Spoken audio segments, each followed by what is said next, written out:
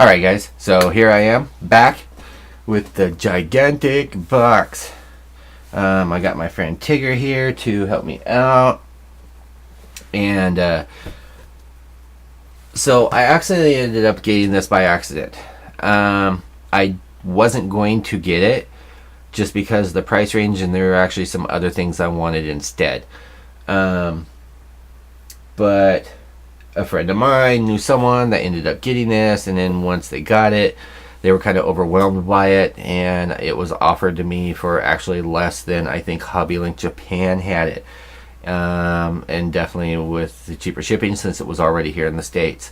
So I said, well, why not? It'll probably sit in the closet, but this one is definitely going to be a keeper to build. Alright. And yes, it is the coveted and already discontinued Kotobukiya Gojulas 1/72 scale from the Zoid series. Direct from Japan. I don't know where in Japan. I don't think it was HobbyLink because this isn't one of their boxes. But this is how it ended up coming. So I didn't actually know until I saw it from Toy Maker, and he got his, that it came inside. First of all, it's got this box. You have to try and get out of the way. And yes, I know my floor is dirty. It's a hobby floor. And I need to go through and clean up everything. And that's what I've been trying to do. As some of you know, I've been making trades with people, stuff like that, to help save some of the cost for out of my own pocket for the raffle on some of the kits. So I've been cleaning out stuff. But I thought it was really cool that not only did it have its own box, but it also had this box. And let me tell you, this is the biggest freaking box that I've ever seen from them. It's bigger than a perfect grade box.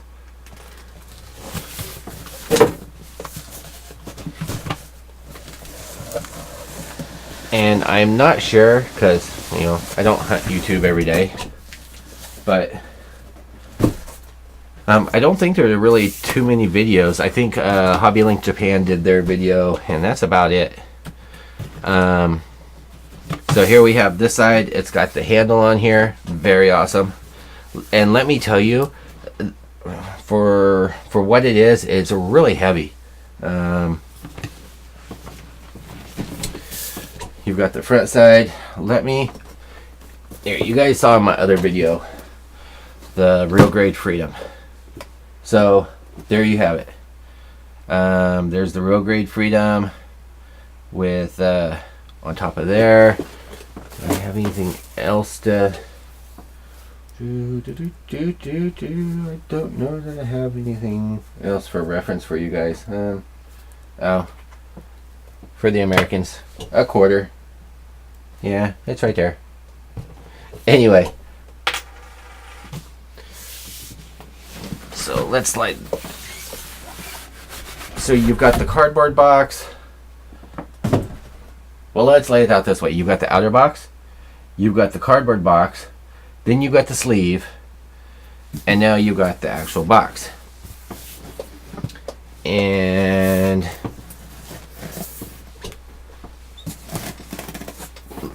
so you've got basically all the parts kind of laid out. They're just showing you some overviews, things like that.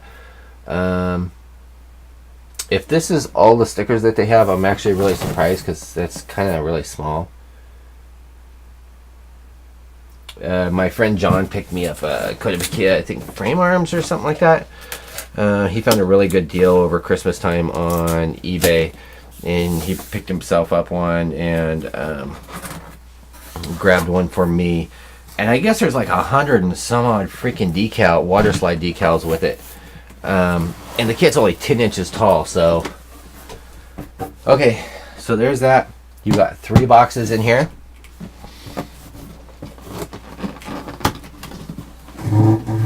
This is kind of exciting because I haven't cheated and I haven't peeked at this stuff. But I'm pretty sure this box is bigger than the Iron Kong that I had.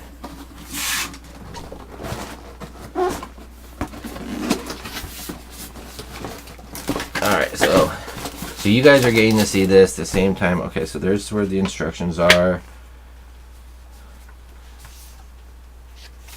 And that's a pretty good size manual. 47 if you count the back pages. So 47 pages. Yeah,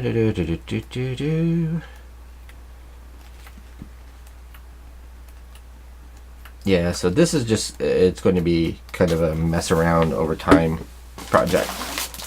Over a long time.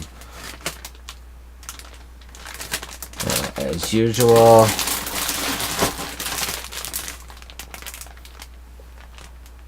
I'm hoping you guys, I'm trying not to have too many lights on in here because I don't want to take things out of the bags yet. These are the PC parts, the flexible parts. There's a lot of them there.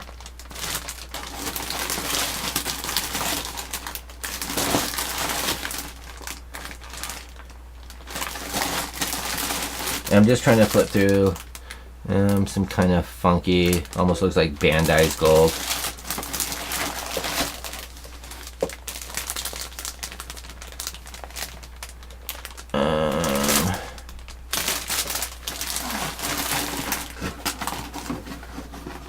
Okay, so there's that one.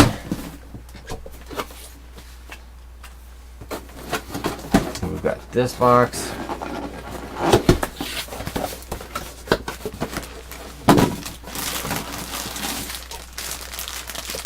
So you got your core, some clear red, some silver, that's supposed to be the pilot, the clear for the canopy, you got some black, some clear yellow, silver, more black caps, some more PC parts,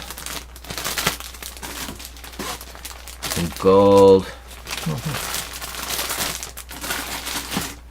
Would have been really cool if they did all the where it had springs, all metal springs, but I can only imagine that would have drove the price up.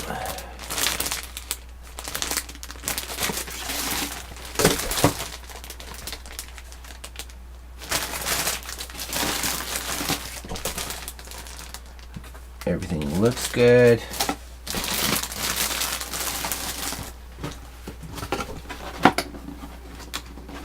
And when and if I decide to build this, I'll actually try and do an actual good parts layout. I just wanted to show you guys because I know there's not that many videos out there.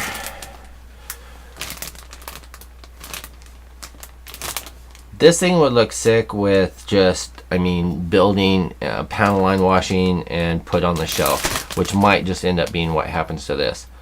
Because I know people that build the ligers and things like that, and sabers. The sabers are one of my favorite, and it takes forever to paint them.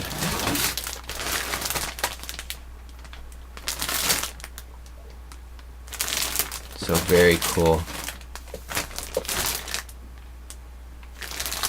So it's my understanding that completely built with the guns on the back and everything. This sucker stands about 20 inches tall, which is pretty ginormous.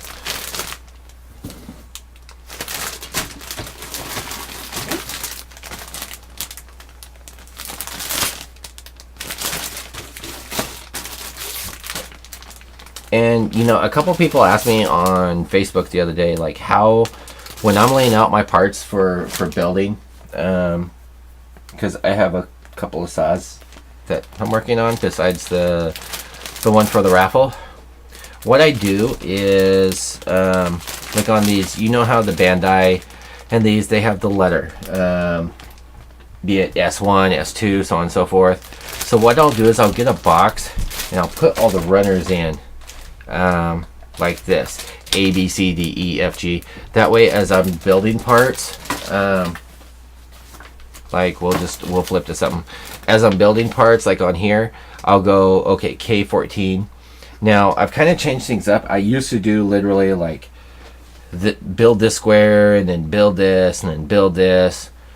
Now, depending on the complexity of the part and the size of it, what I will do is I will cut all the K parts. I'll start at square 1, and then I'll cut out all the K parts, and then I'll go through and I'll cut out all the B parts. So I'll find the next one in there. I'll cut out all the B parts, and then put those runners back in, and go through, cycle through that way.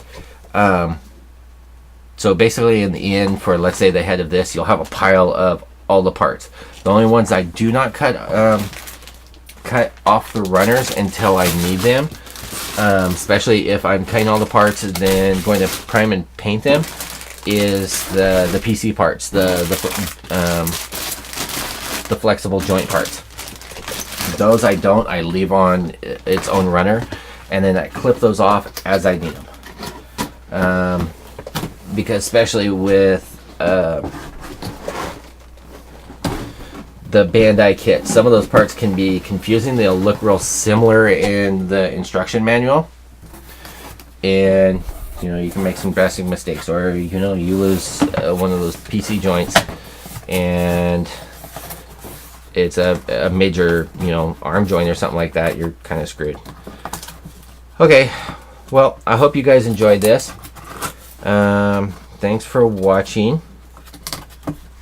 Stay tuned. I've got, of course, like I said, I've got the saws and all the stuff for the 2 different groups, which are being worked on. And then this is going in the closet. I said to myself that besides this, there's only 2 things on my wish list for 2014. And that is getting back my G Systems 172nd RX93 high V conversion back. I've got a perfect grade strike sitting in the closet for one of those. And something I found by accident, thanks to YouTube, is the 1/350th scale Bandai Yamato spaceship that has the lights and the remote with all the guns and stuff like that. That thing is sick. And I may commission someone to build and paint that for me instead of me doing it. But it's just awesome, all the moving parts and everything. Now here's the thing. If you I didn't get this from them, but if you guys are wanting to get one of these, I believe Tatsu Hobby still has them in stock. They have a good price on their shipping and everything, and even their price is still good. Keep in mind that this is discontinued. As far as I know from my source that knows these things inside and out, they probably will not re-release this again for another 5 to 10 years. And they only make a certain quantity of them, and then that's it until their next run, which usually goes, like I said, about every 5 to 10 years. So definitely go check them out. I'm out of here for tonight. I have some Xiang parts to go clean up and get prepped for some lights. I will talk to you later, and peace out.